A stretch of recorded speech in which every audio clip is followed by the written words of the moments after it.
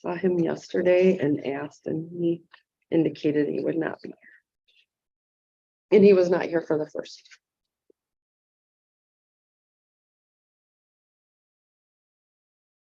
Okay, we are recording and live streaming when you are ready, Mr. Chairman.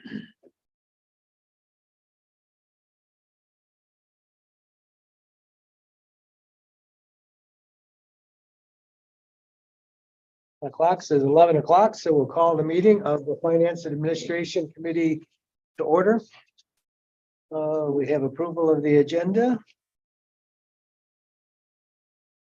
I think we've all looked at it. Is there any changes or additions? So moved, yes. Okay, I don't think we need to vote on doing. You don't have to. Nope. No, sir. Okay. So, because we have Heidi here, we'll take item number 5 first, which is consider approving. You Oh, wait a wanna do minute. Call to the public. We do not at this time, Mr. Chairman. All right, then we'll close that. We'll have another opportunity later, but we'll go on to item number 5, which is consider approving the prime contract change order number 8 with Clark Construction in the net amount of $216,209 and authorize the board chairperson to sign the same. Heidi? Yes. So PCCO 8 included CCD, which is a change order directive. We had some doors and hardware changes. We had a meeting with the sheriff and Holly Jail, which is our detention contractor. We went through the detention doors and we made some slight changes in there. We also added some cuff rings in the booking area into the cells. We didn't have rings in there prior. So yes, they added those in there. We had some, what else did we have there? I think that was majority of the items in that area. We had some dress changes as well. So that we added and we moved around. We did need some in some areas, so. And then the next item there is the fire protection schedule 40 pipe. During pre-construction, there was miscommunication between Clark and the architect engineers. We understood that we could go with schedule 10 pipe, which is a thinner pipe for fire protection, and their recommendation is to go with schedule 40. So that was the miscommunication on Clark's part. So that's the one change that they're upgrading to the schedule 40 pipe.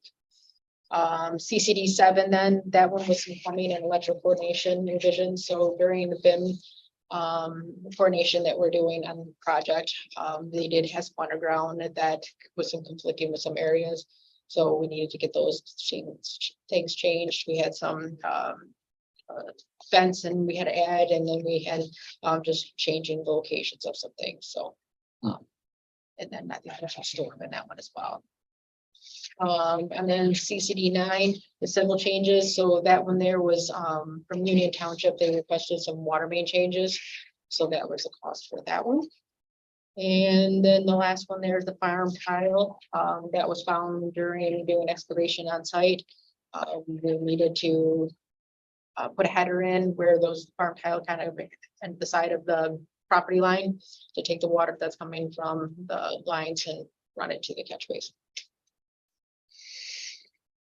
Okay.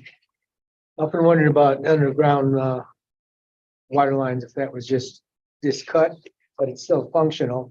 The farm tile? Yeah.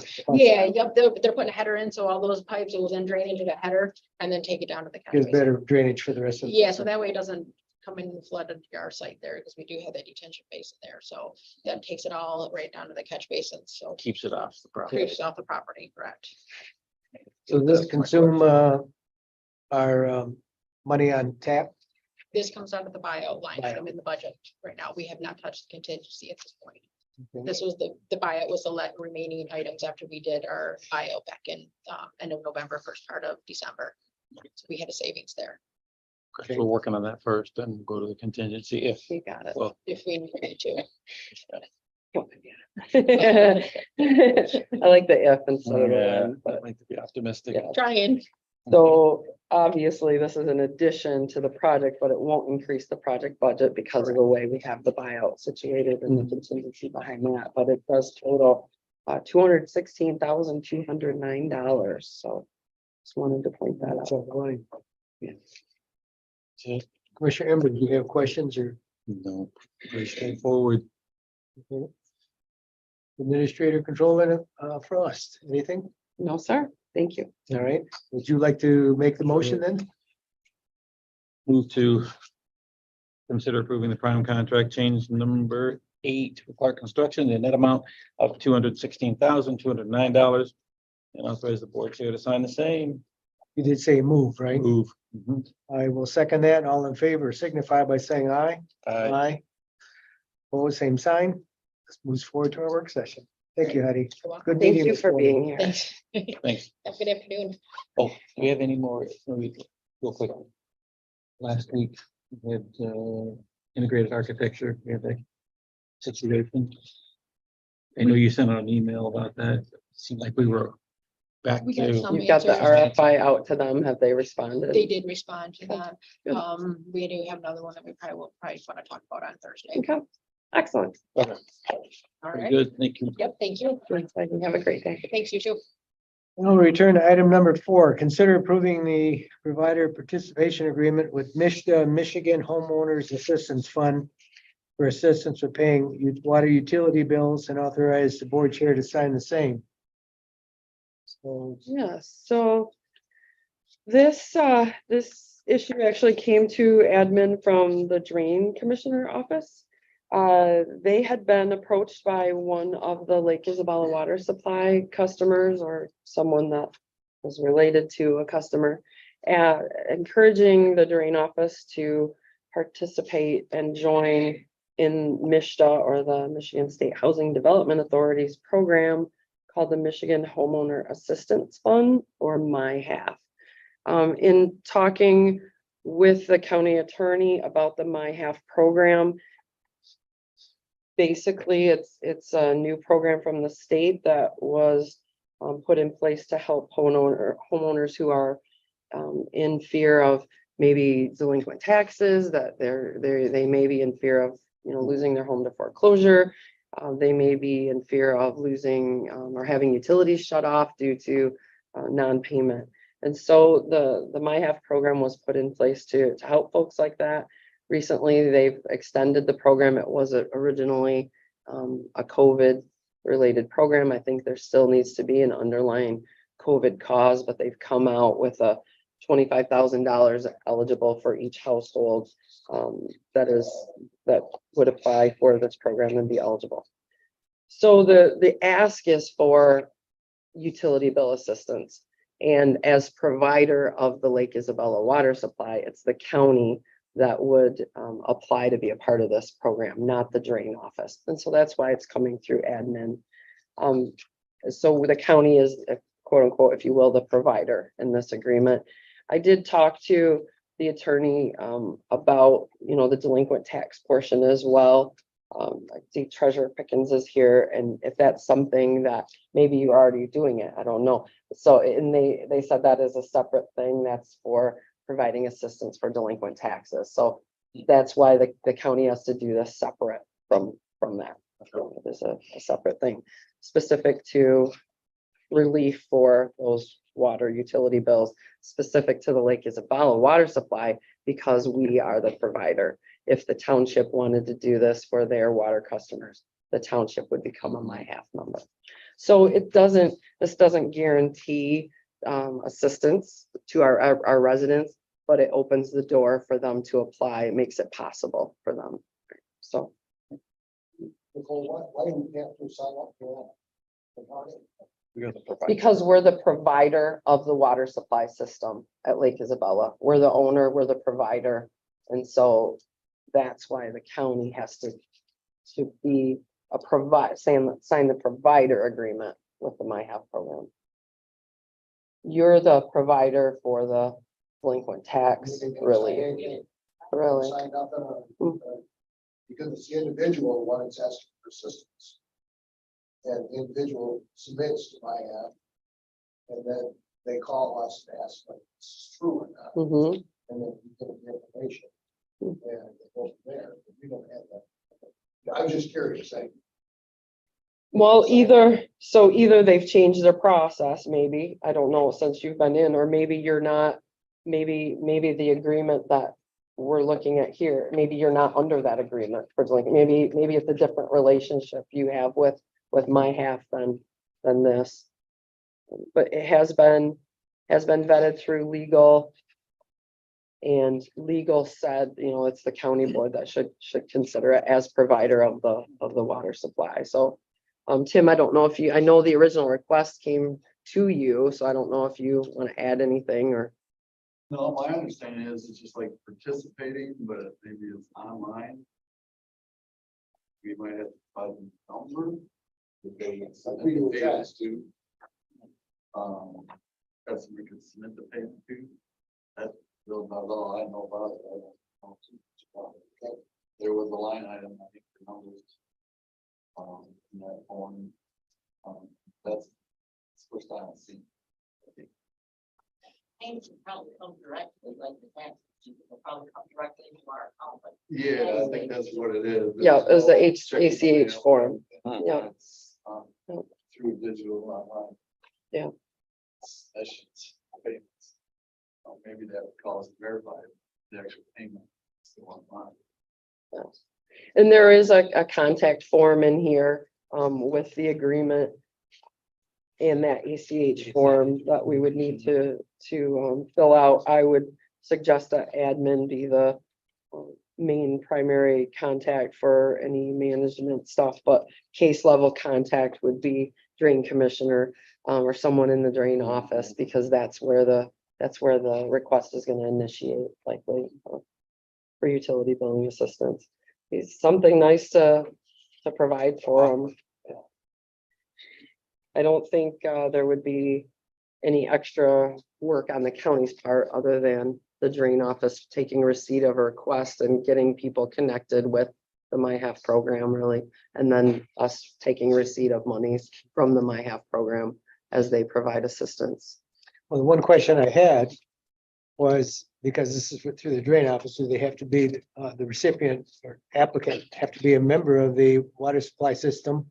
Or is this available to other county residents? But it sounds like there's other avenues to tie into these funds. Correct. So this would just be for Lake Isabella water supply customers. If the city or the township wanted to do this for their water customers, they would have to be a provider in the provider agreement. Something tells me they probably already are. Could be, and my app would decide if they qualify. Right. See, they qualify. Yes. Well, I don't see a downside to this. I will make, unless there's other questions or comments. I will make the motion then to move the prime contract change order, move the provider participation agreement with MISTA, Michigan Homeowners Assistance Fund, for assistance with paying water utility bills, and authorize the board chairperson to sign the same onto our work session next Tuesday. Second. It's been moved and seconded. All in favor signify by saying aye. Aye. Opposed, same sign. Goes forward. Okay. What surprises you have for us in draft 2 of the budget? Well, a surprise, you're getting draft 1 again. There's the big surprise with a reconciliation, right? So this is basically how we've done this the last couple of years, is we start up here with what the big bad news was from draft one requested budget from the departments. And then we talk about some changes to revenues, some changes to expenditures. We didn't build this into a draft 2 for a couple of reasons, but mainly because I bring these to you as this is a philosophy, this is what I'm thinking. Do you agree with this? If so, we'll build it in. These are the resulting numbers, right? It has in here the resulting how negative we still are in the budget. But it's a lot of work to incorporate those changes if it's not something you agree with. And then it's undoing those changes. So how I'd like to do it is you've got draft 1 again. I don't know if you so much care which line in your draft 1 these things that we're going to talk about affect. You probably care most about the bottom line. But once we agree on, yes, let's do this, or no, Nicole, take a different route, we'll build it into the budget. We'll get you an appropriate draft. Okay, so, I do have some extra here. Are you guys set up there? Or do you need one? I'm good. Okay, yeah, so there's the reconciliation and the draft one, and we might have enough for everybody even. Let's see. It's like riding waves now, up, down, up, down, up, down. Thank you. You'll be going through these item by item, right? Yes, I will be. Yep, I'm just waiting for Commissioner Embry to, thank you very much for passing those out. Okay, so we started with draft one, the requested budget, just shy of $4 million. Needed to balance the budget, if you will, or cutting revenues or something. How do we get there, right? $4 million in the hole, if you will.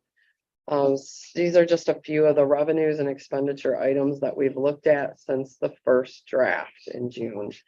So first thing on the adjustments list is additional MERS forfeiture usage. So for the past maybe 5 or 6 years or so, we've been using MERS forfeiture dollars. So understand our new hires come in on a defined contribution pension, right? They put in 2%, the county matches 7%. They have to be here 5 years to vest. It's something that's not really happening a lot anymore, right? Unfortunately. We send their 2% to MERS. That always follows the employees. That's always theirs, regardless of vesting. Our 7% gets sent to MERS and it sits until they vest. If they leave our employment, then I think I think there's some parameters around it, but they leave and they've been gone a year or something like that, then those forfeiture funds become available to the county. We apply those to the bill that we send to MERS. So it kind of comes off our other 7%, if you will, that we're contributing for other employees. So it's something we've done for the last several years. There has been some money built into the budget. I feel like we'd already built maybe 10,000 in to use, but with all of the turnover, all of those folks who are leaving are forfeiting the county's percent, that 7% that they didn't invest in.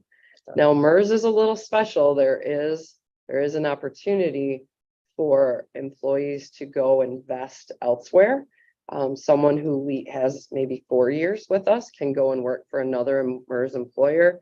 It's called Act 88, MERS to MERS service, and you get to count your service here.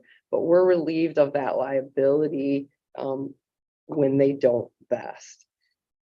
That if they vest somewhere else, that liability to pay that is on that new employer. So I'm just suggesting, because of all the turnover we've had, to increase that forfeiture usage. We know we have more now to use. Additional transfer in from commissary for vehicle repair and maintenance. Traditionally, it's been our practice in the last few years to transfer in enough funds from the sheriff's commissary fund to cover the capital expenses, his capital requests for vehicles, right? Traditionally, he has 2 vehicles a year is his schedule.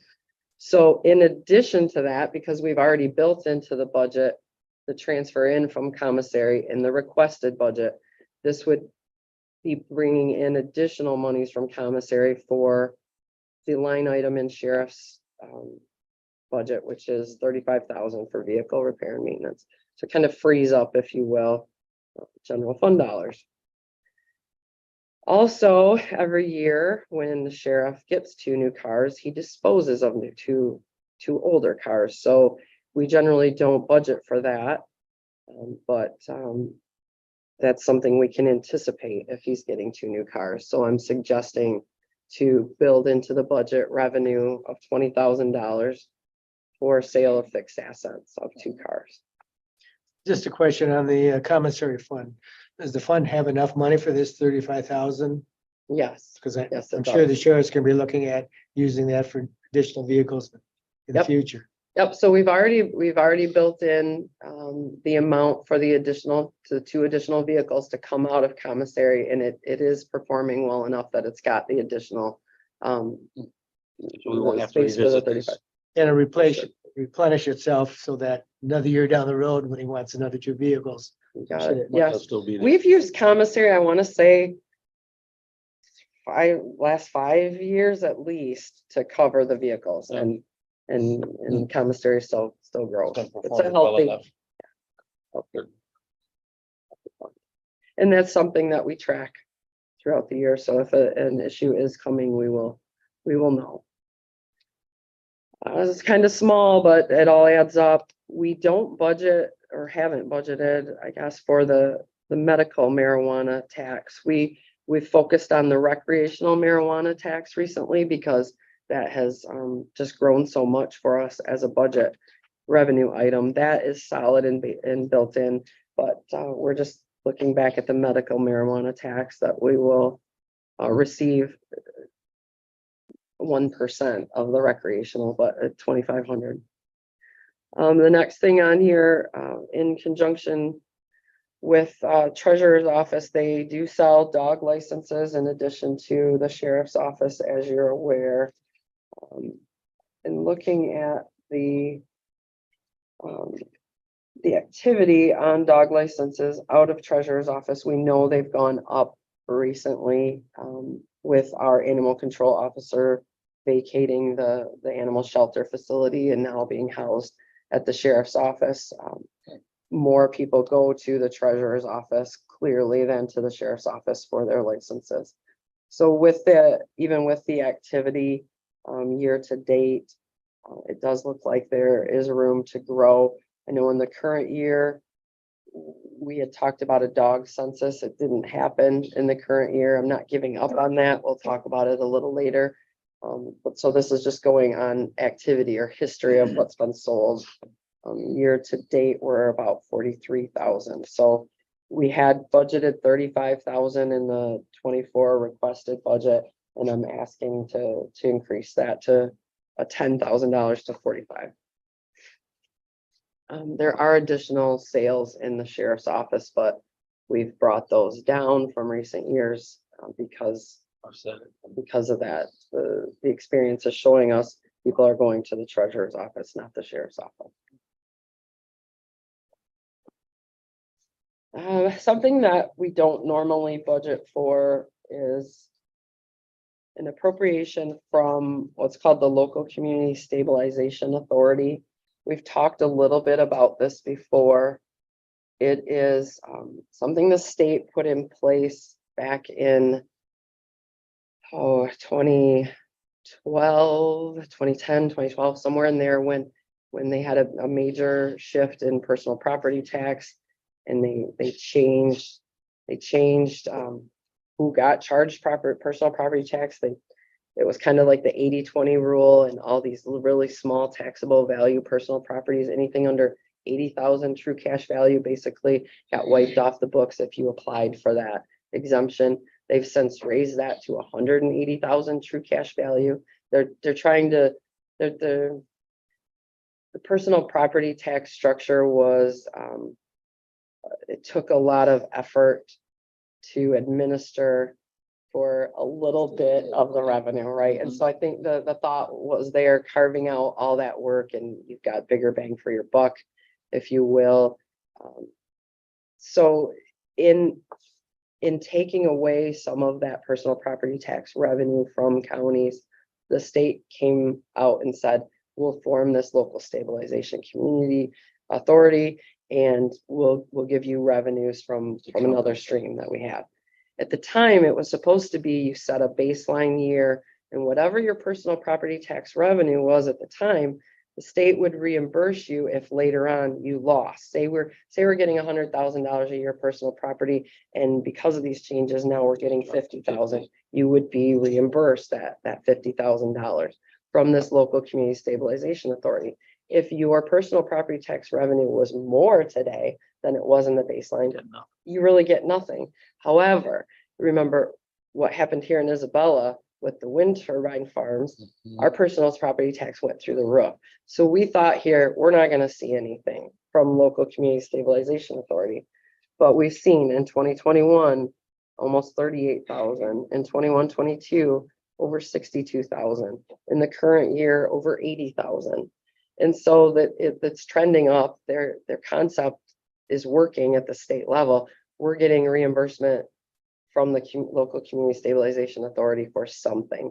I do believe there is a worksheet that Treasury has out there, so we'll use our resources to try and figure out and tighten that down, what might we get, but we've never budgeted for it. We've always just said, we'll get what we get, but it is trending up. So my recommendation is we budget $50,000 for that revenue.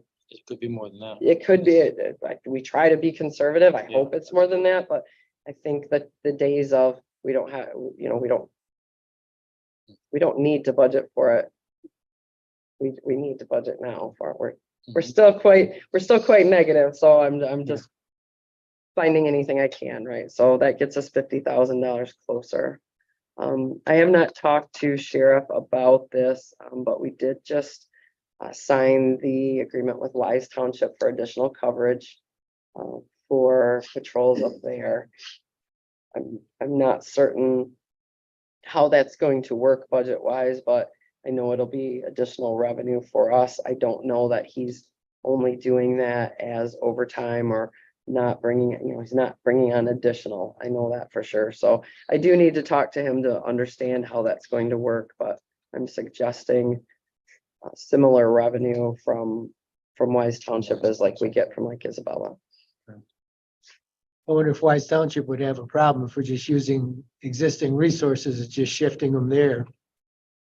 Whether the other townships would have a problem with that. Because they'll be losing.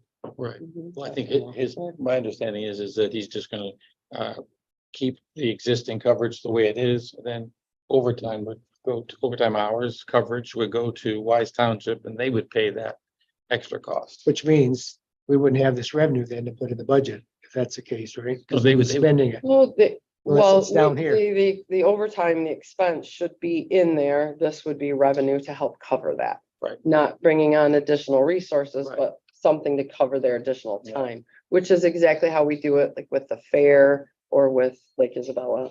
Mhm. We'll make a separate department in the general ledger and Line item. in general fund for it. Yep, its own department specific to Wise Township patrols. We can see. Okay. Maybe it's already being done. Maybe, we're already. Thank you. Yep. She saw me coming. One very minor revenue item that we're suggesting increase is at the animal shelter. And this is for animal shelter services. Just requesting that go from the current 7,000 to 9,000, so up a couple thousand. So all told, all of that comes to an increase in revenues of $164,500. So not really very far to our $4 million deficit. And then the adjustments to expenditures right out of the gate. We have a big adjustment when draft one was brought to you. I made the statement about if we have any jail expenses, that'll just come from fund balance. Because over the next couple of years, we're continuing to pay, our portion of the budget for construction. That's not true for the bond payment. That doesn't just come from fund balance, right? We need to budget. Certainly need to budget for that. And because we've made our interest payment this year in June, our first payments, but it's not something that has been part of the budget process, so it wasn't considered. Yep. So that first adjustment to expenditures is 1.5 million per the amortization schedule, right? So we borrowed 41.5 million at 2 1/8.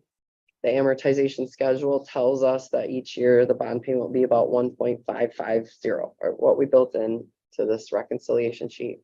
But because we haven't drawn on all of that 41.5 million, we don't really know sitting here today what the December and June payments will be that will happen in fiscal 24. So we'll tighten that down as budget gets closer. It shouldn't be the whole 1.5. The principal payments will be the principal payments No will matter be the what, principal right. payments. Right. It's just what level of interest will we pay, not having drawn all that 41.5 million down yet. But as of we sit here today, build in the whole 1.5. If it comes down from there, even better. Oh, yes, absolutely, absolutely. The next one is also a hit, going the wrong way, if you will, as far as trying to lower expenditures. It's one that's actually increasing expenditures. And this is an increase in the contribution or allocation to the Middle Michigan Development Corp. It was brought to my attention, we've been working under a contract that the board approved and signed in 2006 with MMDC. Quite a long time. Getting quite a benefit. Yes, they've been, the agreement started at an annual allocation of 22,500. And per that agreement, the contribution would increase at a rate of 4% per year. And we've never increased the allocation to MMDC.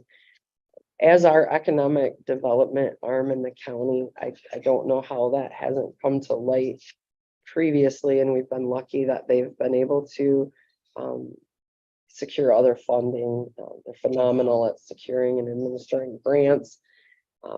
They are not seeking retribution for all the years we didn't pay them what we contractually should have. But it would be my recommendation to at least bring them up to where they would be in today's dollars, which is almost doubling that allocation 18 years later. So it's bringing them up to $43,828, which is an additional just over 21,000. But bang for the buck, I don't think we can go wrong sending more money to that organization. Even though they provided amazing service for 18 years without an increase. We had discussed that Mhm. with MMDC prior to this, yeah. Very instrumental in bringing the wind turbine farms to our county.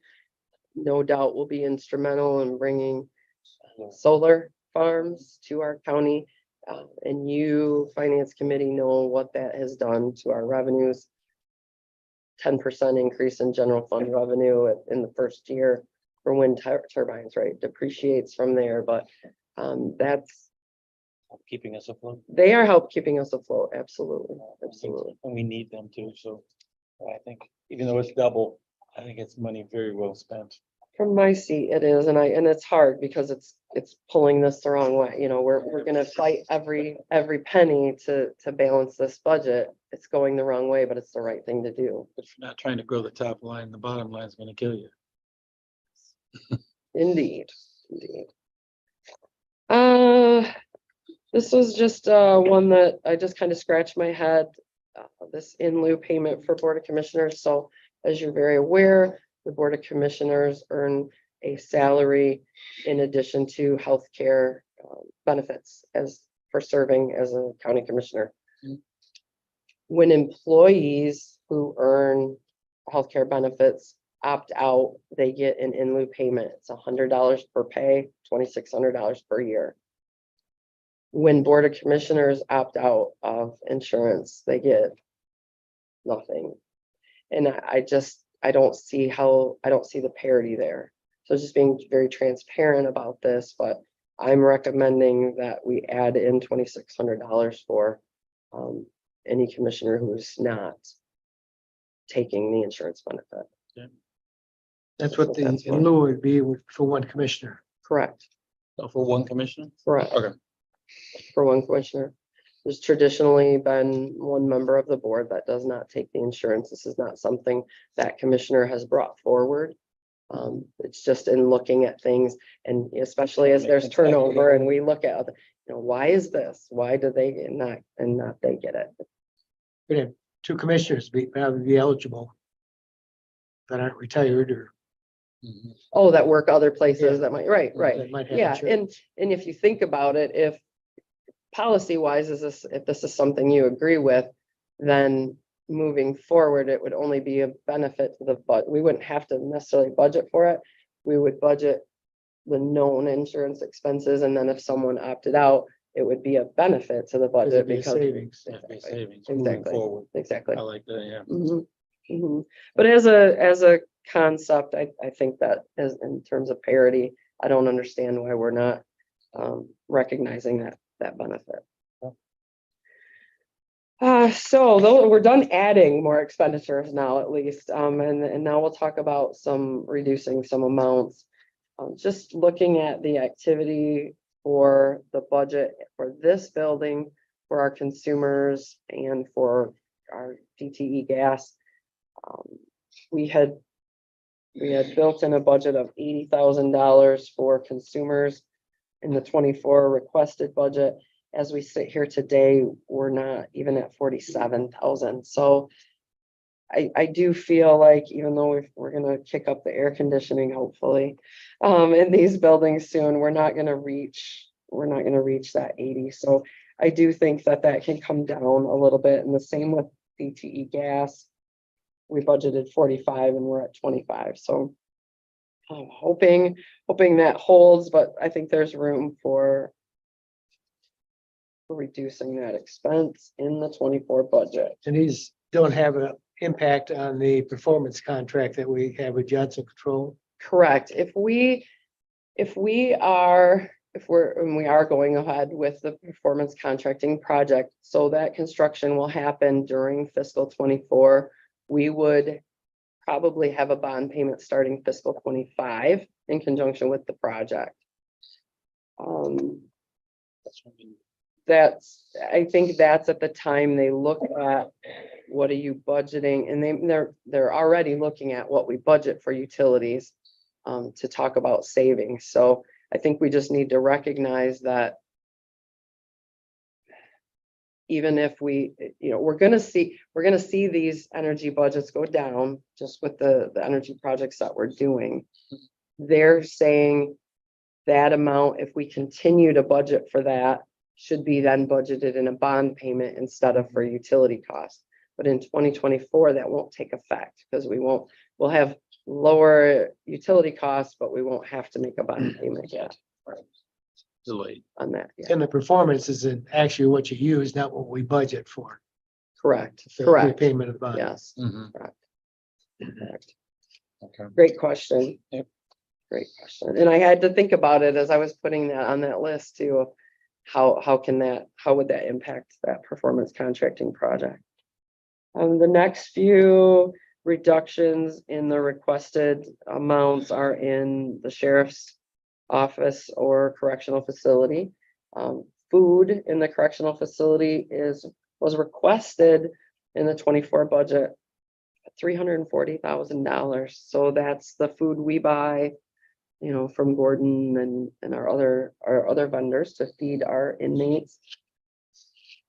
310,000 budgeted in the current year, and currently we sit just under 250,000 activity for the year. So I do think 340 is aggressive. I'm asking that to be brought down 10,000 to 330. Again, I've not been able to connect with Sheriff to judge his comfort level with that. Janitorial supplies in the jail, I'm just asking that to be lowered 5,000 down to 55,000. That's currently what we have budgeted, and we're about 40,000 spent for the year. So we're performing really well. I feel like the trend recently has been more janitorial supplies due to COVID. So I think that we can, start to tick that down rather than up. The next one is equipment replacement in the jail. That is at 70,000 and asking to bring that down to 55. Trending about 38 right now. So again, I'm not cutting these to the point where it's against the trend. I'm looking at the trend, looking at the activity, saying, okay, it's good. Obviously, if we have a rooftop unit fail, it's going to take more than that that amount budgeted for equipment repair. Anyway, so, Falling in line with the trend. Correct. yes, that deferred maintenance trend until our new building. Let's see, the next one is landfill mowing. I think traditionally, for some reason, had budgeted a lot of money in landfill for the mowing, and, Parks and Rec does our mowing in a lot of our places, landfill around this building. And they send us a bill for the whole thing, and I think it just hadn't been divvied up in the past, and landfill had gotten the brunt of it. So we're just kind of right sizing that, setting the budget at $5,000, which is more appropriate. I think they're about 2,500 they get charged in the current year. So we're bringing that budget down, or asking to, by about $15,000.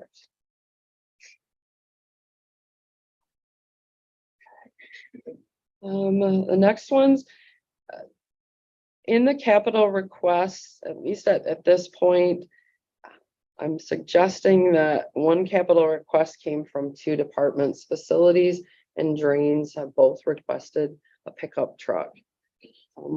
I think both did the request last year. At least I know drains requested a truck last year that did not make it through this process.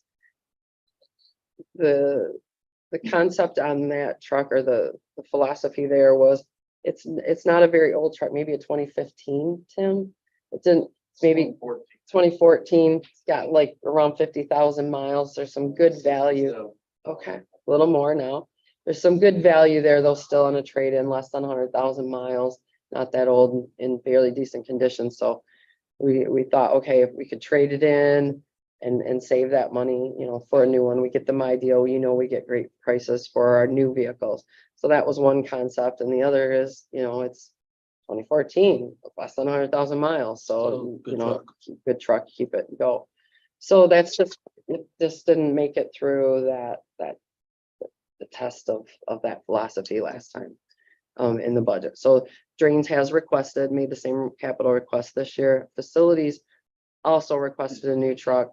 I believe drains, the main use for the truck is getting out to the Lake Isabella water supply. It's not an all day, every day type of situation. Neither is the use of facilities truck. So my suggestion is, if there's a way for those departments to share a truck. We do have a couple of vehicles in our fleet that are, able to be checked out by any department. I'm pretty sure that drains and facilities can work well together to share that, maybe, and try it. If it becomes a problem, then we can maybe look at something else. But that's just my thought on two departments that I requested a pickup but don't need it all the time. I'll just confirm that they don't work out a schedule. That should be, to me, that should be pretty, unless you're planning on using these trucks every day, which I know they don't. It's intermittent, or if it's one department using it on a Monday and a Friday, and the other we're using it Tuesday and Thursday, or however, they could work out a schedule where they can take I'd like to advantage of think this one so. truck. And not asking for anyone to share a curbside recycling truck with Murph, right? And that it's got a purpose, it's all the time. Just thinking, right? Just trying to think of ways. Reducing the amount budgeted for travel to the medical examiner. We've got budgeted 20,000 and reducing that 5,000, not because we have less transports, but because we now have Sage transport services. Remember, MMR came to us and said, geez, these non-emergency transports are tough on the system. Our officers are waiting hours and hours sometimes for MMR to address the live patients before they transport our non-emergency patients. Sage entered the picture. They do charge more per incident. They charge about $50 more per incident than MMR did, but they severely charged less for mileage. MMR charged us $6 per loaded mile. We only pay one way. $6 per loaded mile adds up when you're traveling 70, 60, 70 miles. Sage charges us $1.50 for loaded mile over 20 miles. So they take the first 20 miles off, They cover it. and it's a much less rate, 25%. So, Way better sense. so yeah, so we are actually performing well in that line and I think can reduce the amount needed going forward. Stage is working out really well. The big ticket item here, performance contracting project to include some fiscal 24 capital. So in facilities requests for capital in 2024, they've got the $2.4 million HVAC project. They've got some air unit replacements at the health department, boiler replacements here, and roof replacement at the state police health department. I feel like that roof project could be rolled into performance contracting, maybe, well, maybe it won't. I just had a conversation with Steve Shoemaker. He thought maybe that roof was not part of it due to the severe pitch of it. Wouldn't really be conducive to solar panels. And that's the big reason why they want to roll roofing projects into that performance contracting, right? Because solar helps to pay for the project. So just those projects, not the entire facilities capital request, but a lot of them, 2.64 million. Yeah.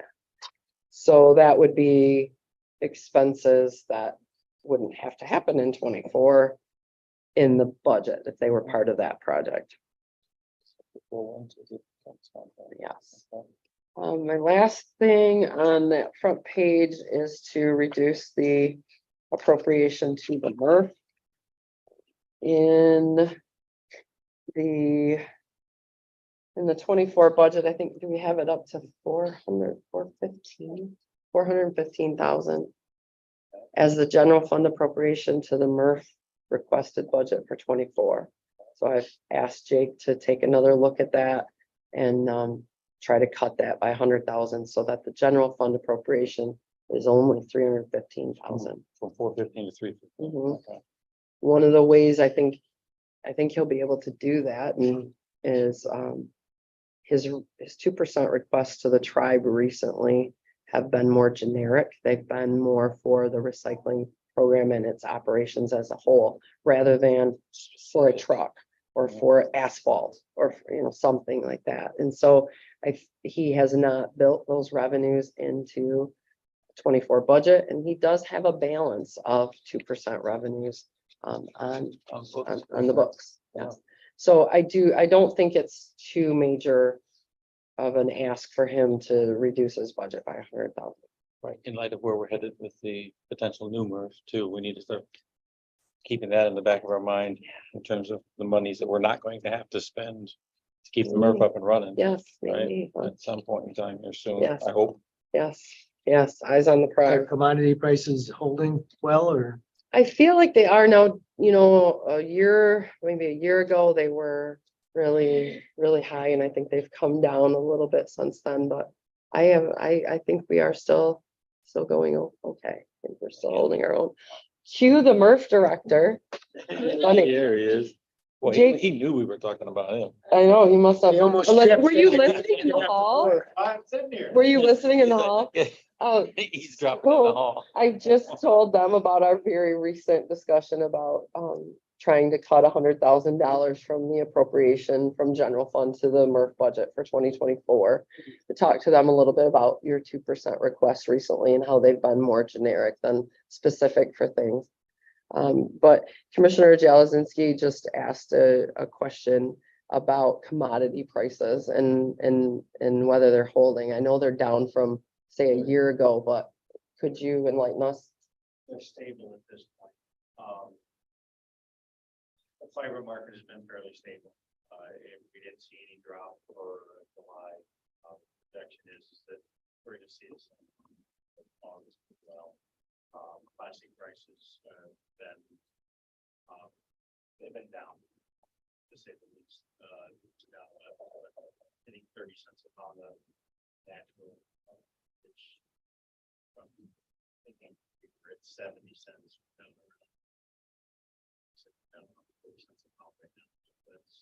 That's a big drop, but haven't seen what the July prices are. The market trend for plastics right now is not good.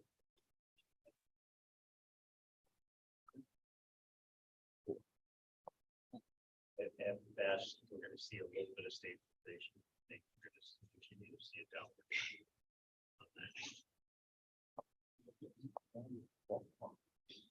That's not necessarily demand is dropping. Start, when you talk plastics, you see petrol prices. Gas prices down where they are right now. We see that drop in plastic prices. It is petroleum based. The only other question I have about this particular recommendation is if you take 100,000 and away. And you still get the travel monies. I know in the past, we've used that for repair of equipment, trucks, and is that gonna be an impact? It certainly. Ability to operate? It certainly could be, and that's why, you know, that's why I asked Jake to look at his budget, and I don't just say, okay, that or that goes. I would ask Jake to look at that to give a really honest opinion of can the budget take another $100,000 hit?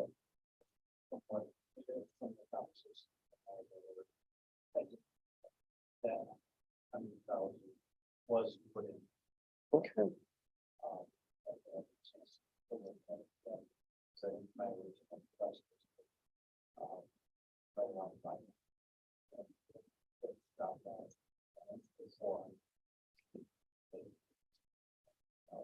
okay. So you got some more work to do then. You do have some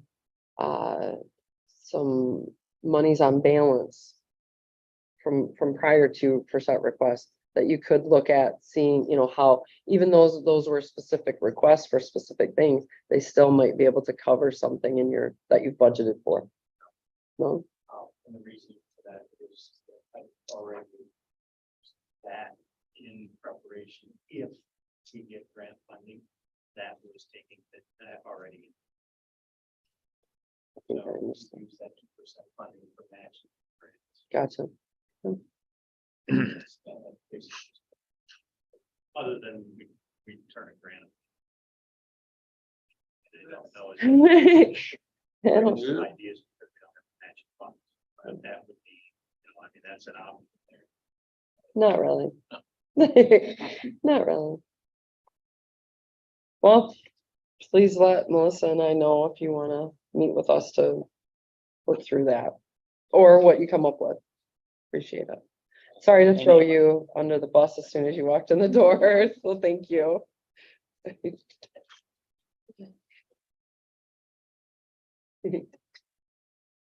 So that just, you know, all told, all of that stuff, we came from 4 million in the hole now to 2.5 million in the hole, which kind of sounds familiar in our forecast, doesn't it? Some of the things I just put on here for further discussion, just some of the things I wanted to talk to you about that are other things that came up, right? While looking at the draft and where can we go from here? Dog census, I'm still not giving up on that. I've seen it happen in other counties and it can be very successful for little investment. You basically, you do advertisements and knock on doors. I noticed you have a dog here. I noticed you don't have a license. Here, kindly, here's our ordinance, you know, here, please go and get your Here's the license. application. And then once you have that database, you know, it doesn't have to be a knock on the door going forward. You've got their information potentially. So it's tough to find that person who's going to do it. But I just think that it's some revenue on the table that we're not taking advantage of.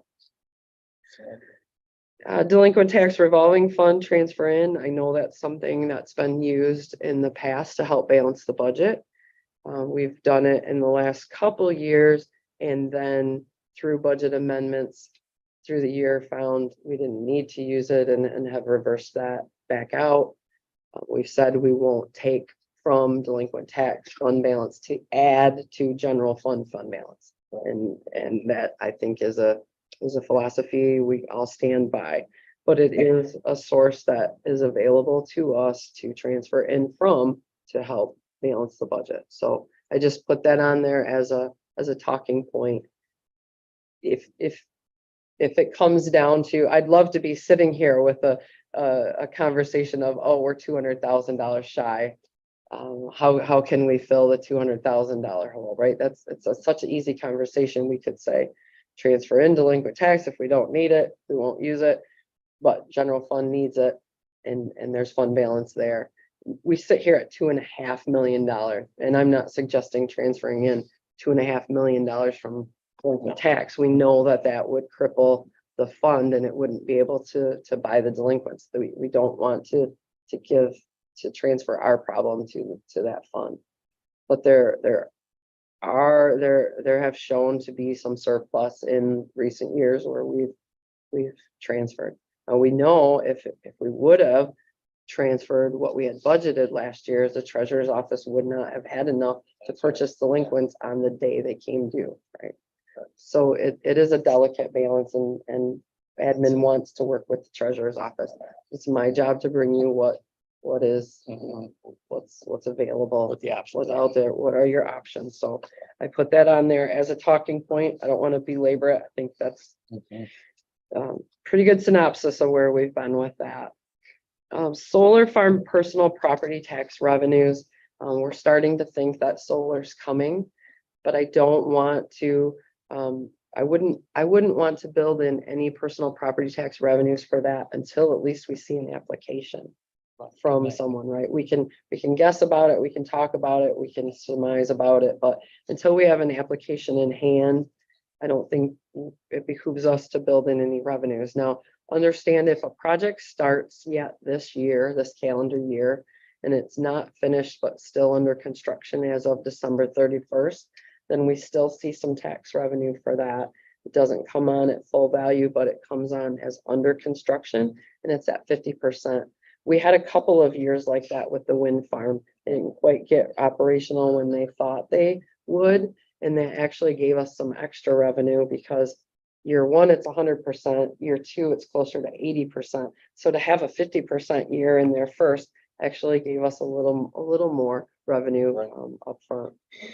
So with solar, it's a lot more aggressive. I think I've shown you, I think at your goal setting session, or maybe shortly thereafter, we provided a depreciation schedule for solar. It depreciates down to 12% of value, like over 12 years. It's very aggressive. So with solar, the big value is upfront in the first few years. I don't know what we might be looking at for revenue. I don't know what we might be looking at for megawatts, but if it's not built into the budget, and maybe we get an application yet this fall, budget's already adopted, at least that can give the commission more comfort in using fund balance to balance the budget, right? I wouldn't be comfortable building in solar revenues, but with knowledge that it might be coming, maybe there's more comfort in using fund balance. Once we get the application. So at this time, I'm not recommending any additional revenues be built in. Taxable value audit, this is something we've touched on very little, but it's no surprise that the county is considering a millage request going forward because of this deficit that the forecast shows us we're going to have to continue to cover year after year after year. And obviously that may or may not be a very popular ask, but we're working on exactly what the ask needs to be, right? Before or in conjunction with asking for additional millage, I think it really behooves us to look at the taxable value on our books, right? And I don't even know how you do this. I think it starts with the assessors. I think it starts at equalization with some training. I know that the state will do it if you get in trouble, right? They'll come and do an audit for you. But I'm not 100% confident that all of the taxable value that is out there is on the books. It's not. And I think it behooves us to make sure that the addition that got put on without the permit is actually on the tax roll. In our 6.61 that we're currently levying is being levied against all the taxable value that's out there, not just what's on the book. So if it's undervalued, we're getting less money. Because they build something or add something on that Mhm, they didn't get a permit for and mhm. aren't being assessed for. Yes, no, there's field work, right, that assessors do to go out and verify. But I certainly believe that permitting process is what drives a lot of those assessing changes. So this is Okay. aggressive. I don't know that people do this. I've not been a part of this somewhere else. I don't know how to do this specifically, but that's just something on my mind. I've got some ideas. Good, good. And I think equalization will be a big help in that I think as well. there are some people out there that give us some best practices that are dealing with situations where within their county, they have people building a lot of things that are not going through the building department permitting process. And just reach out to those counties. I bet you they can give us some Yeah, inroads. and I know you recently had a resident reach out to you with some Mhm. concerns in that regard. I do Mhm. think there's areas that it happens, so. Let's be consistent, let's be thorough. I think Be it's about fair. 4 or 5 years ago, I had reason to go into community development. I know I wasn't supposed to be there. By You don't have to instruction, tell but on yourself. anyhow, I did go. And we had done some aerial photographing of updated the maps. And I think that there was a way of flagging from new photographs compared to the old photographs, changes in the go. landscape, Yes. changes and the buildings. Excellent. You look Well, at, that's a good, you take aerials of a piece of property, it's pretty easy to see what's new and what's old. and we do that pretty consistently. Yep, so there's plenty of documentation there. So just kind of a concept Mhm. philosophy there, but I think an important one. So on the future with the state budget, has that been fully adopted now in revenue sharing? Has that been factored in any increase? Yes, the increase was factored into the requested budget. Mhm. Yep, that 5% one-time increase and the extra for public safety is already built in. I think we are seeing maybe some different numbers than then, so that is something on the list to tighten down before budget adoption. But yep, it's already been considered, but I love that this is where this conversation is gonna end is what ideas do you have? So I love the thought. I love the thought process. In terms of expenditures, some of the things that we're wrangling with and thinking on. I think I brought to you, in the last few months, maybe some projections for our county drain at large, Mhm. right? And how we can pay for those, our portion of the county drain assessments. We can pay for those all up front, or we can choose to bond them and we make a principal and interest payment every year on those, right? So we looked out to 2040, our current principal and interest that we pay on current drain assessment. And we determined that it would take about 2.7 million to save 800,000 in interest.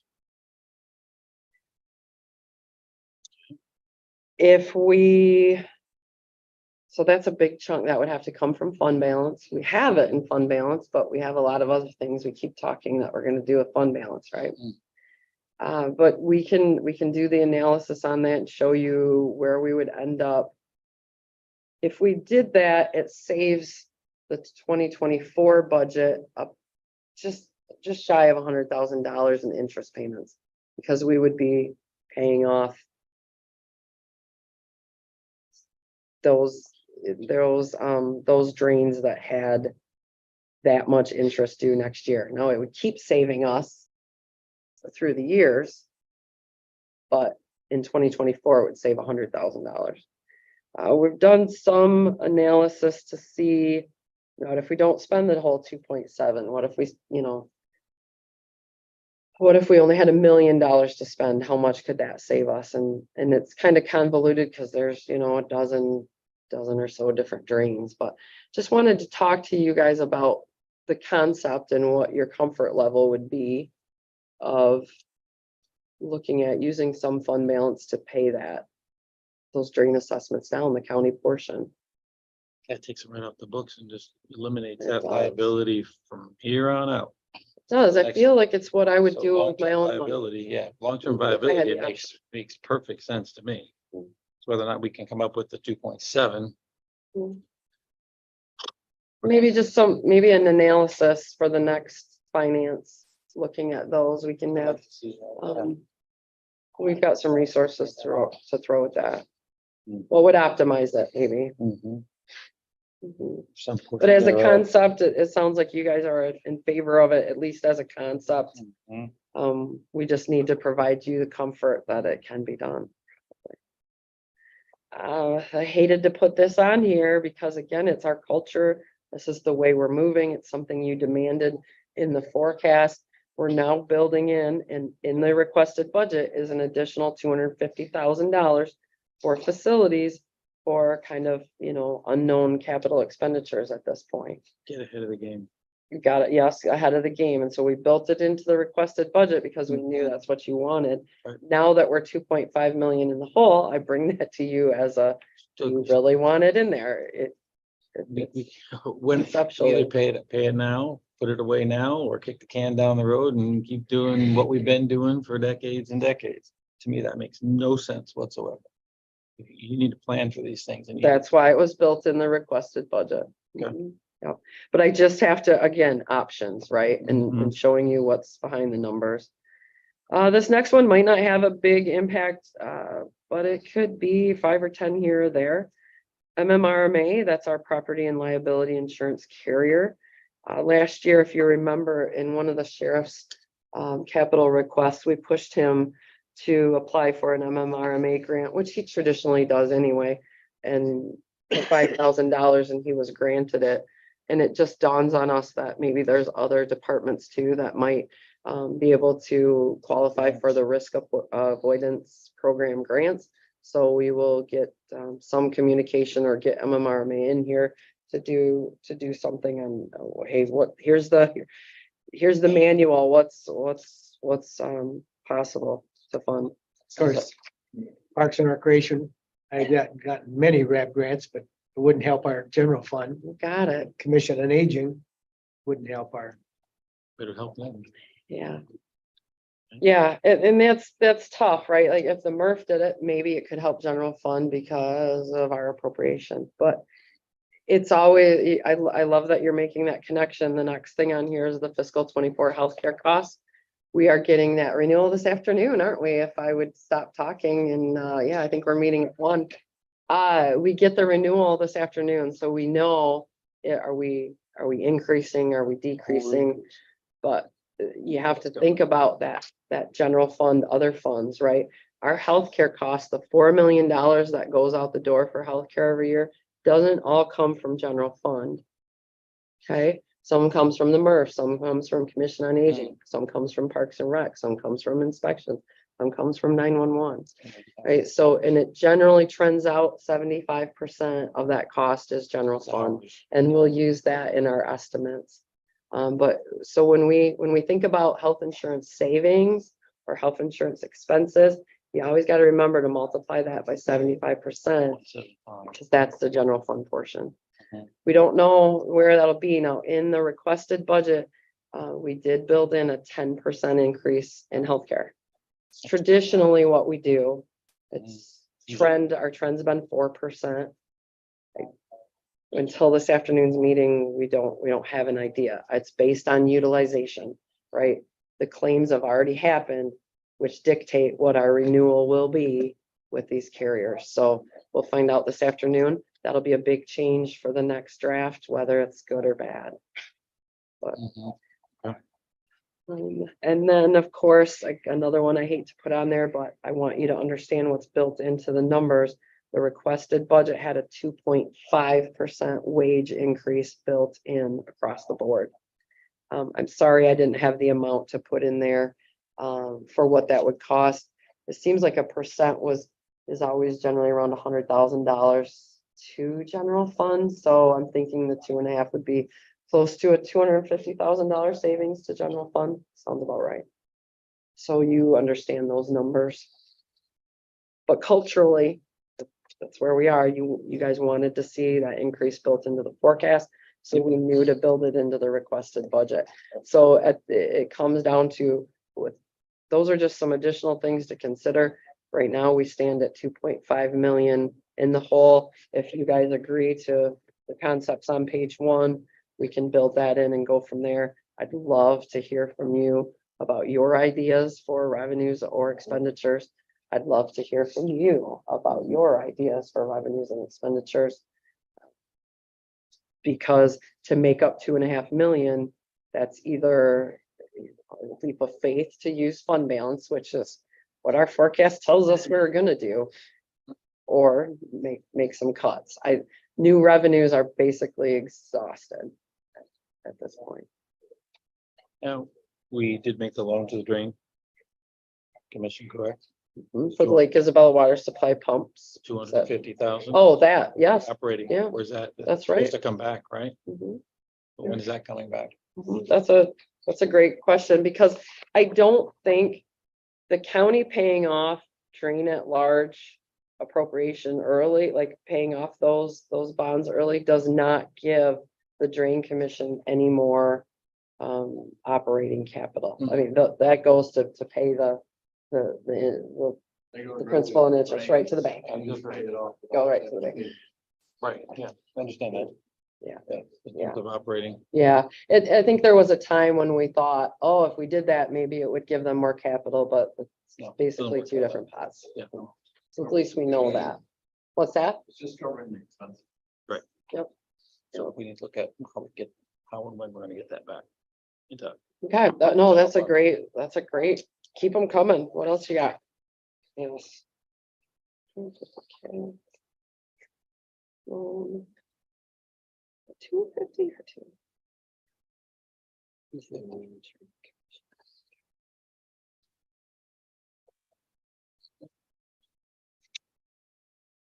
Sounds like our crunch is coming sooner than later. I don't know where we are, maybe looking at a consultant for November millage. I do have, I received a consultant,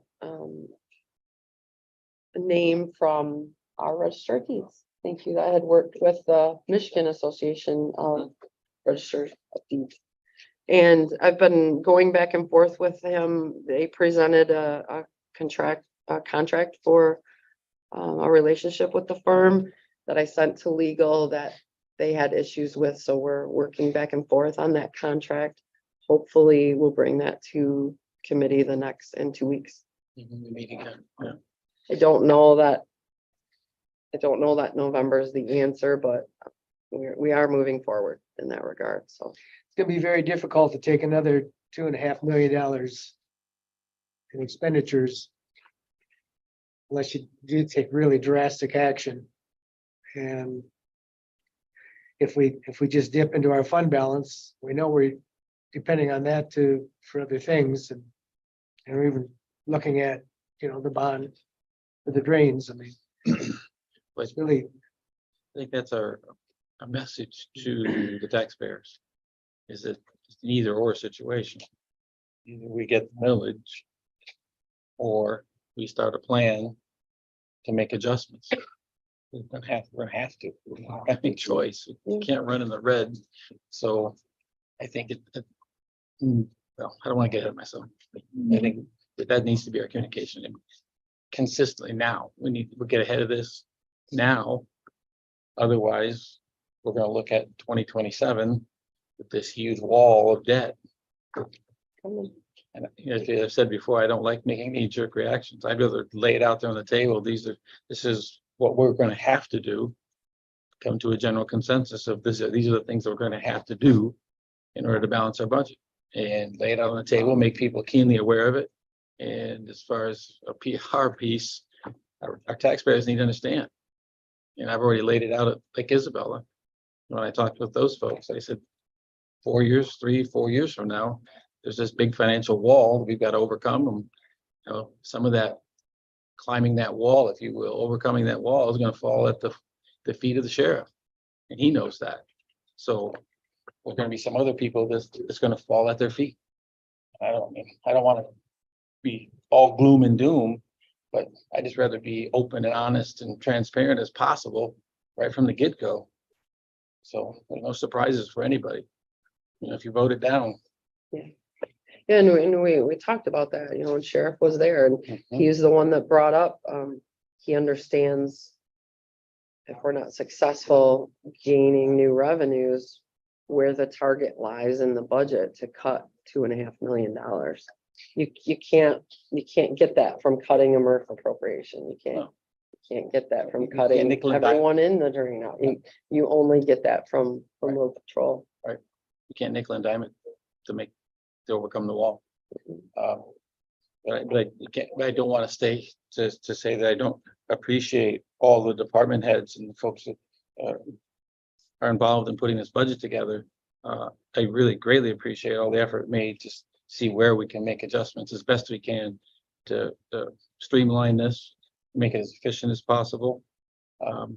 Because if we don't, again, we need to start now. We've got 3 or 4 years. We've got to be aggressive. I don't think we have 3 or 4 years. And he may be absolutely right. We may not have 3 or 4 years. All the more important to move now and get on top of this and stay on top. And I know I do want to express my appreciation to Madam Interim Deputy County Administrator Frenquist for all her efforts to drill down into each of these line items to see where. I know you worked together with her, and I appreciate your efforts. I know that's going to probably be one of your primary responsibilities moving forward, I would imagine, right? And I appreciate that. So thank you. That's about all I got.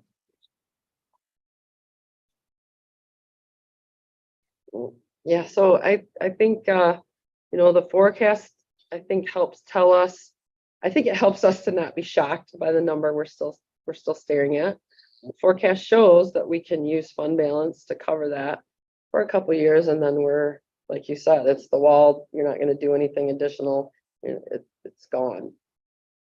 And then you're still gonna have to make the cuts. So I do think starting sooner than later behooves us, but that forecast shows us there is a little breathing room. It falls at the feet of the taxpayer. They're gonna dictate to us, they're gonna mandate to us what we have to do. And we can't, they really thoroughly understand it. We're not trying to be mean, or we're not trying to be, malicious in any way in the adjustments we have to make, but we're gonna have to make them.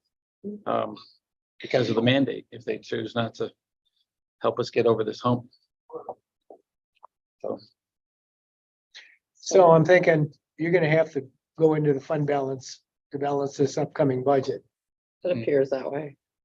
And we have to go for the millage.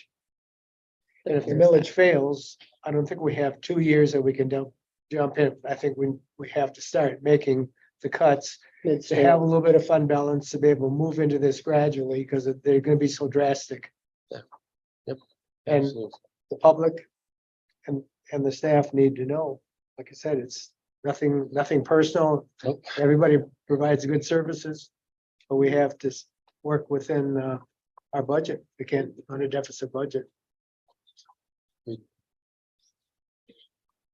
I think that's a good point, and I think it happens midstream. It doesn't happen during the budget process necessarily. If we go for a millage vote and it doesn't happen, I think that's when. We need to have a plan in place that day, the day after, whenever that millage could either up or down. Okay, day one, after that vote, we could look at subsequent millage requests later. But we immediately need to start a process. I mean, if you're going to the voters to say, if the answer is no, we're doing this, then we And have I to. think have to they need to follow through on understand that that. we would. Again, And you're wiping tears from your eyes? Yes, no. That'll be the 4th draft, probably. I think we need to show them that these are things, biggest things that have to be done. And it's gonna start immediately after. We can't postpone it, we can't kick this can down the road any further. We kicked it down the road for a long time here at the county. And not the fault of anybody currently, it's It's Miss her, Jackson, yeah, it's that she- Miss Jackson. Yeah, Miss Jackson made it a point. It's not the good folks that are here right now. No. Okay, so I hope that the taxpayers understand that we don't have too many options.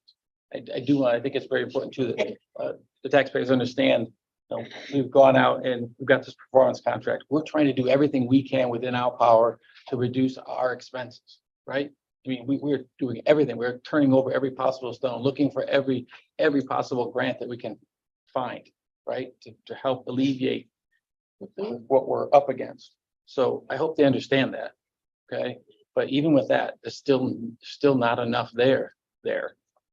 Okay, so.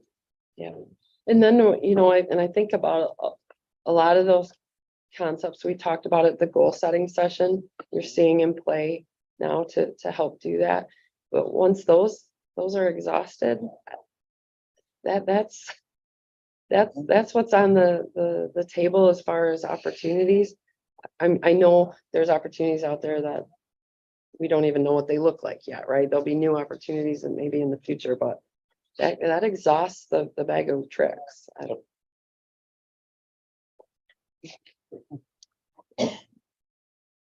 Any comments from, Hey, anybody else out here on the budget? I just have questions. I don't know if it comes from a comment. You're talking about fund balances and bank balances. We, for investment portion, need to know about the $8 million. We're gonna pay for the jail with it, and we're gonna do murders with it. Last I heard, we're gonna do operations with it. We need to have some kind of time frame so that we can Mhm, make sure we have funds available. when we need it. mhm. And we'll take it again. Invest money. So just ask some kind of heads up. Sure. Make it available. For liquidity, yeah, absolutely. Thank you for that reminder.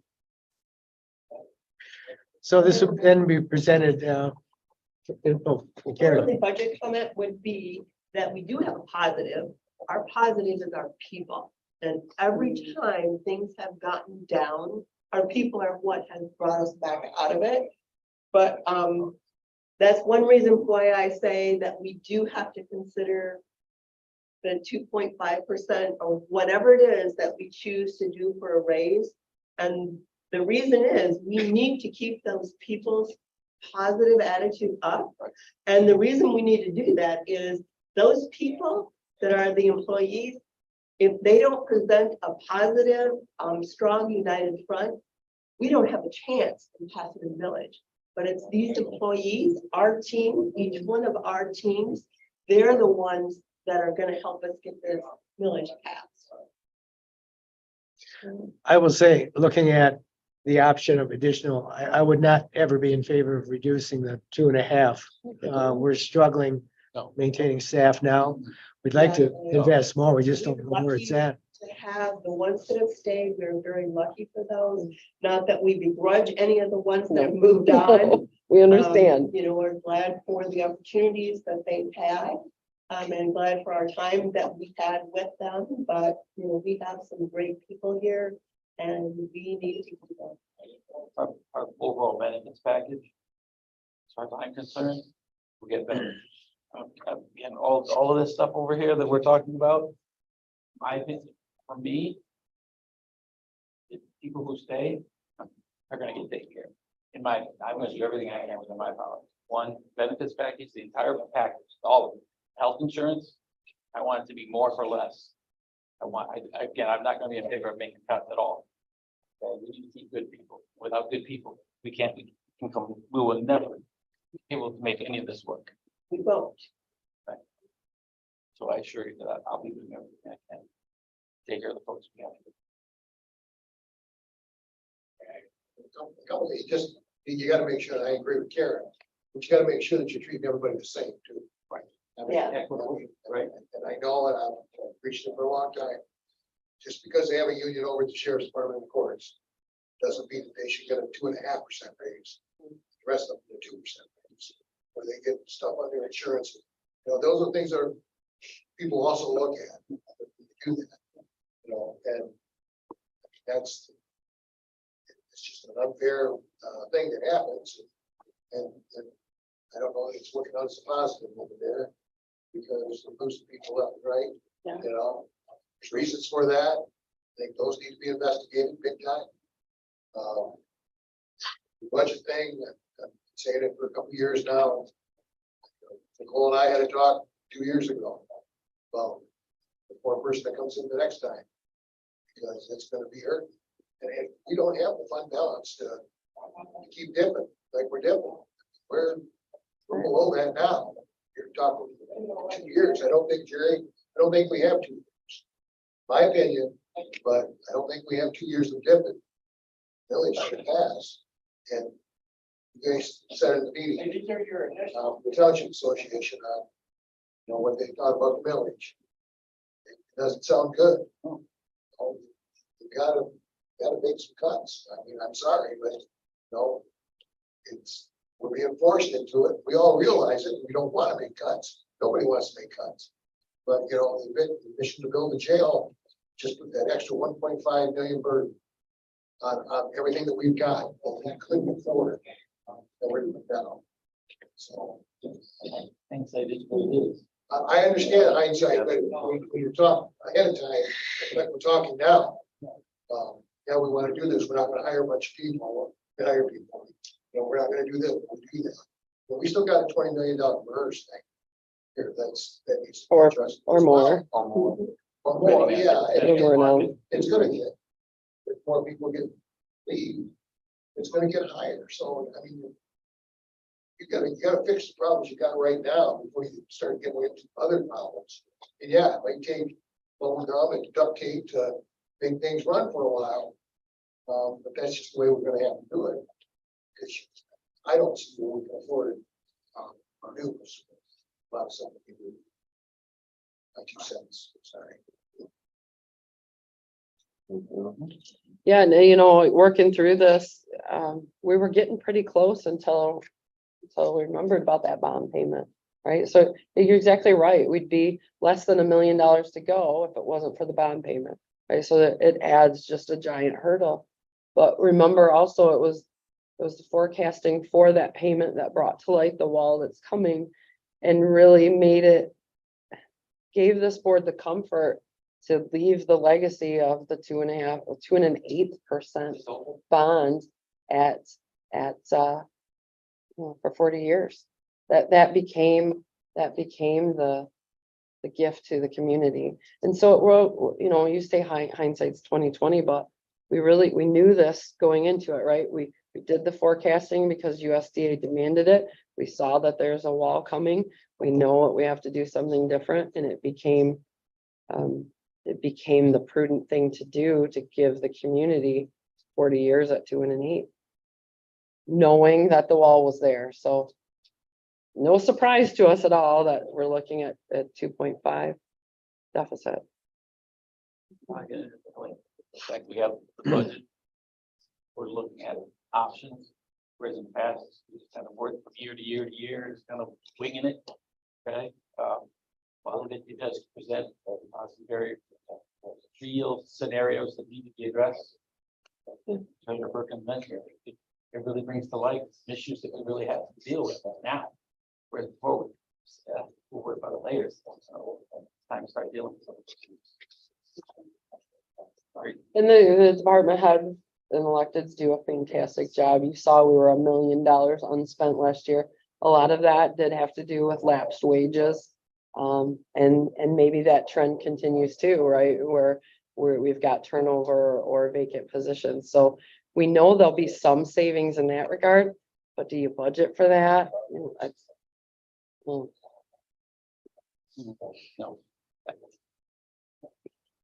Not at this point, I suppose.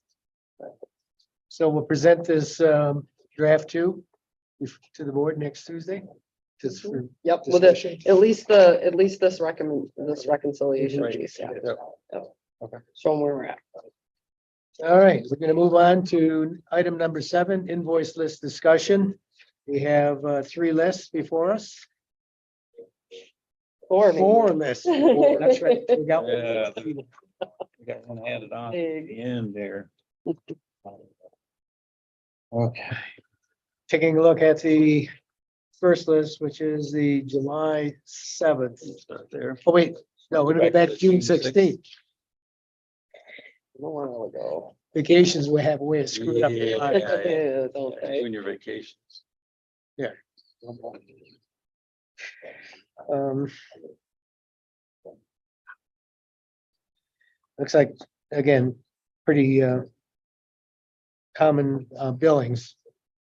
Did you have anything, Commissioner Embry, on that? I didn't list? have any questions on this list, no. Seemed pretty straightforward, drain from. We'll move on then to the June 30th list. June 23rd? Twenty-third is the next one. It's not in order yet. Get back here.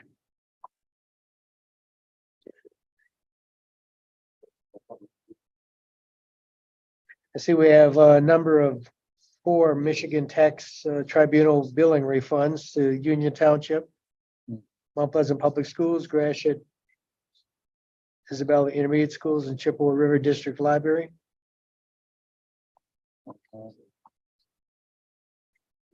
Substantial.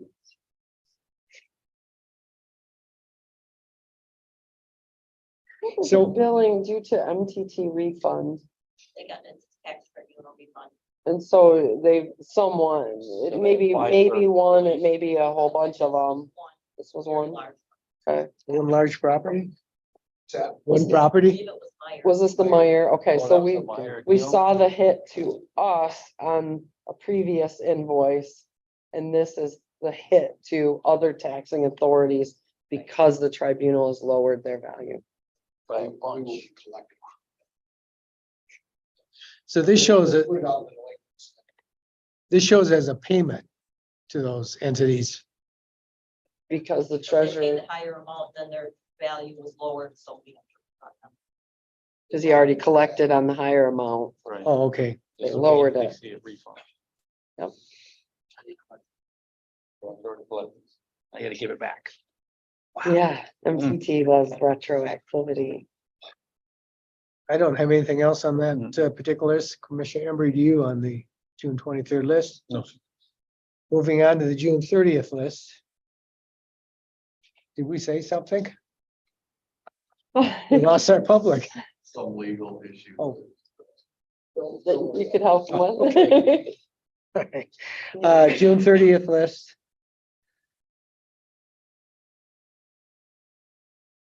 So is this the, one of the first cases of the foreclosure sale proceeds, payment to the people that lost their property? The 'Cause I didn't Irish, see that before. Irish. Even out of excess from Yep. Claim, surplus. Surplus. So then we just account, we detail all of our expenses, take it out of what the sale was, and then that's considered surplus. Captured, so we covered all our costs. Above that now. So that- Oh, gotcha. Above that, it's at 5%. The costs, which.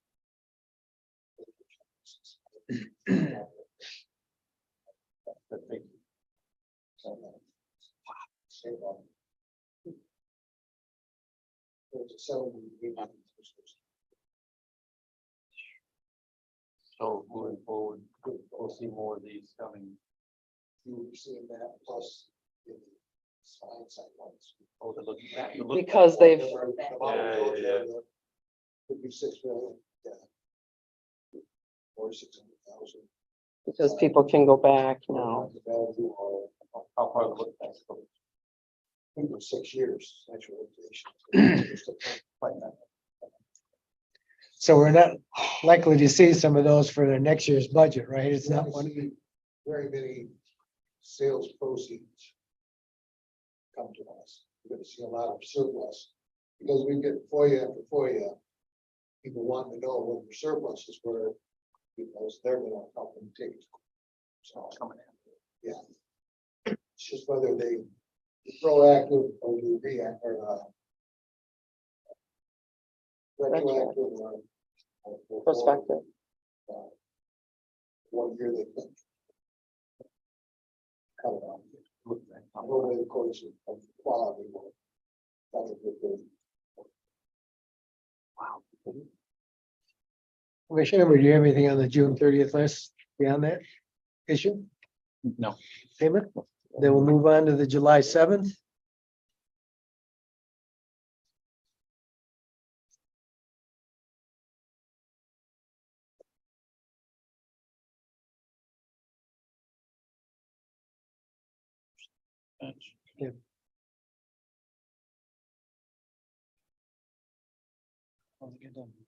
Very straightforward, so. Pretty well forward. You have anything on that? Everything's very straightforward there too. Well, we'll move these four lists then to our work session. It's a heavy lift this time.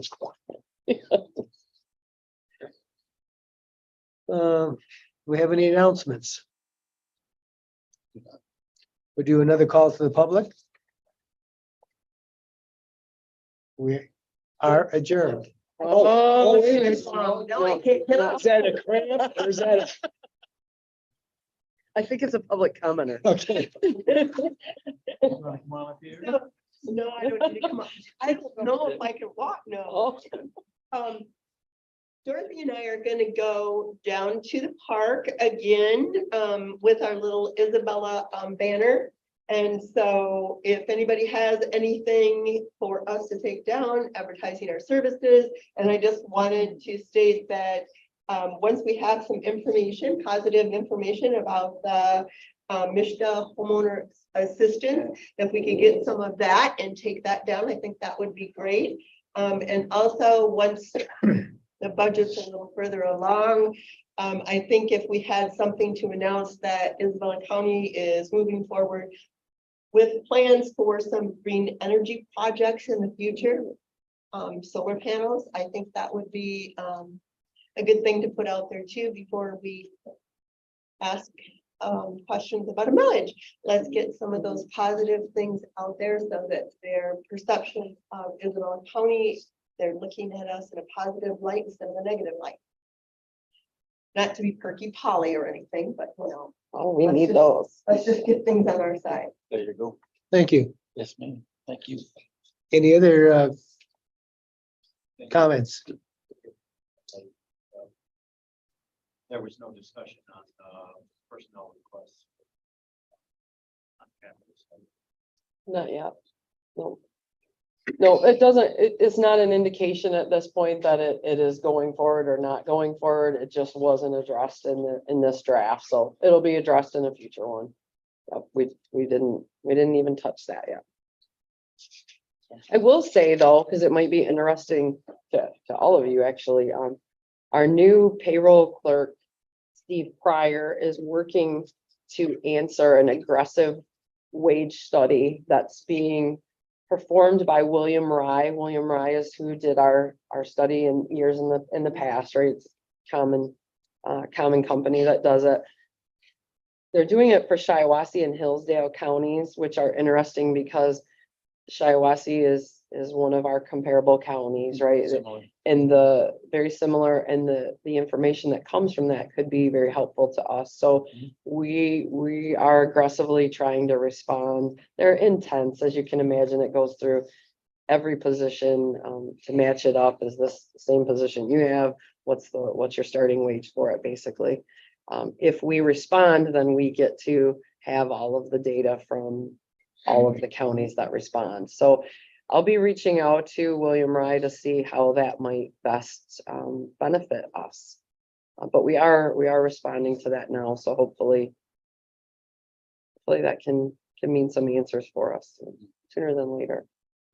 And so a positive note for that is, I happen to know that Isabella County, Shiawassee County Register of Deeds now resides in cell block number 4 of their abandoned jail because they're doing construction. And That's a headline. No, Where that's going. no, things may not be great here, but they're not in cell block number 4. We can reserve Love a room. that. We can reserve a room for you. Yeah. With that, we'll call adjournment. Thank you. Ooh.